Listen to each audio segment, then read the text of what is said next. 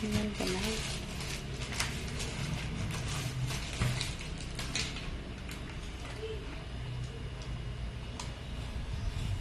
Kaya pala guys, bumili siya ng cutter. Ito. Cutter. Kasi pambukas niya pala ng mga parcel. Parcel to ni Manang. Yan. Yan pala yung purpose niya na bakit siya kumuha ng cutter. Oh. Sabon.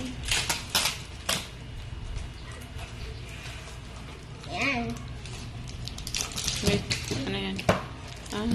Hanes Glow, 4. Hanes Glow pala ni ate. Ito yung yan yung sabon na ginagamit ni ate. Yes. Ni ate Blanche. Blanche. Wait lang. Hanes Glow. Ito yung cutter ko, Pangalawang guys. order niya na to sa TikTok. At Shopee. Ito yung cutter ko, guys. Yung design niya sa kulay blue.